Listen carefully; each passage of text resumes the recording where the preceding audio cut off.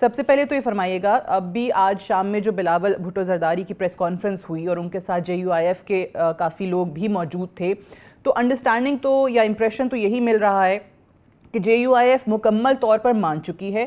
آپ لوگ آئینی عدالت کا جو ایک خواہش تھی یا مطالبہ تھا اس سے پیچھے ہٹے ہیں اور بات آئینی بینچ کی طرف گئی ہے، لیکن مولانا صاحب کی خواہش یہ ہے کہ PTI بھی آن بورڈ آ جائے. سو ابھی تک کی یہ جو انڈرسٹینڈنگ ہے یا جو پیش رفت ہے یہ واقعی ایسی ہی ہے؟ اور بلاول صاحب جو کہہ رہے ہیں کہ اگر پاکستان تحریک انصاف نہیں مانتی تو ذمہ داری ان پر عائد ہوگی، تو آپ کو کیا لگتا ہے، آپ کیا پریمپٹ کر رہی ہیں کہ کیا کر سکتی ہے پاکستان تحریک انصاف اگر نہیں اس پر آتے، ساتھ شامل نہیں ہوتے تو؟ دیکھیں، سب سے پہلے تو جتنی لا میکنگ کی کنٹینٹ یا سبسٹنس یا جو اس کے شک ہے، جتنے اہم وہ ہیں یا تجاویز ہیں اس وقت تو ڈرافٹ ہے، اتنا ہی اہم جو ہے وہ پروسیس ہے. اور جمہوری عمل میں آپ زبردستی نہیں کر سکتے، آپ کو منوانا پڑتا ہے. اور اسی حکمت عملی کے تحت چیئرمین صاحب ہمارے گزشتہ کئی روز سے وہ اور ان کی ٹیم ہم سب مختلف جو اوقات ہیں اس میں، ہم سول سوسائٹی ہو، ہم سیاسی پارٹیز ہوں، وکلا ہوں، بار ایسوسیشنز ہوں، ہر جگہ پہنچ کر اس آئینی پیکج جو ہمارا ایک اس میں موقف تھا، کئی ڈرافٹ تھے، ایک حکومت کا ڈرافٹ ہے، ایک ہمارا ڈرافٹ تھا ہماری پارٹی کا، اور ایک مولانا کا اپنا ڈرافٹ تھا.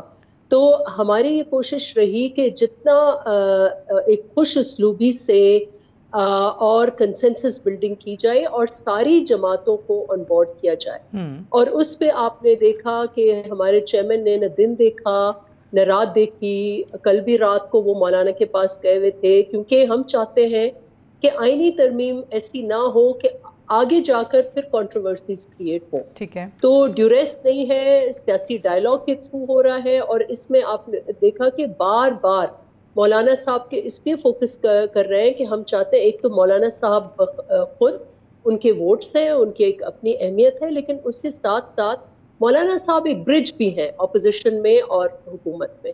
تو اس کا وہ بھی بہت اہم کردار ہے. اور یقیناً پیپلز پارٹی چاہے گی، جیسے شہید ذوالفقار علی بھٹو نے 73 کا ڈرافٹ، جو آج بھی کتنے بھی مخالف ہوں پیپلز پارٹی کے، ہر کوئی یہ مانتا ہے کہ 73 کا آئین اس ملک کی ضامن ہے، اس ملک کی اکائی کی ضامن ہے، اس ملک کی جمہوریت کی ضامن ہے. ٹھیک ہے، تو بیسکلی اگر کہا جائے کہ پاکستان پیپلز پارٹی کی خواہش ہے کہ متفقہ انداز میں ہو جائے، جیسے کہ 18ویں ترمیم آپ لوگوں نے کی تھی، ادروائز کوئی مسئلہ نہیں ہے. ادروائز جیسے بلاول صاحب کا بھی ہم نے سارٹ بھی سنایا کہ 2/3 اکثریت چاہیے آپ کو آئین میں کوئی بھی تبدیلی لانے کے لیے، ترمیم لانے کے لیے، اور وہ آپ لوگ کانفیڈنٹ ہیں کہ آپ لوگوں کے پاس موجود ہے. دیکھیں، مجھے نمبرز کا ڈیٹیلز نہیں پتا، مجھے صرف میں یہ ضرور کہہ سکتی ہوں کہ پیپلز پارٹی جو جمہوری قدریں ہیں کنسنسس بلڈنگ کی، اور سیاسی جو گہما گہمی ہے، جانا قائل کرنا اور پھر اپنے موقف سے پیچھے ہٹنا. ہمارا ایک موقف تھا کانسٹیٹیوشنل کورٹس کا، ہم پیچھے ہٹ کے ہم کانسٹیٹیوشنل بینچ پر آ گئے. پہلے کچھ شاید پروویژن تھا اپوائنٹمنٹ آف، میں خود بحیثیت سیاسی ورکر آنیسٹلی یہ کہہ رہی ہوں کہ میں چاہوں گی کہ جوڈیشری جو ہو وہ انڈیپینڈنٹ رہے، اور انڈیپینڈنٹ ہو. ہم ایسی قانون سازی کریں کہ جوڈیشری ایک وہ دروازہ ہو جہاں انسانی حقوق کی اگر پامالی ہو رہی ہے ہماری طرف سے، پارلیمان کوئی کچھ ایسا، تو جوڈیشری جو ہے وہ پروٹیکٹ کرے سٹیزنز رائٹس کو. لیکن ایٹ دا سیم ٹائم ایسی جوڈیشری نہ آئے جو پلک جھپٹ میں ایک وزیر اعظم کو گھر بھیج دے. اور ایسا ہم نے دیکھا ہے کہ 18ویں ترمیم کے بعد وی تھاٹ کہ چیزیں سنبھلیں گی.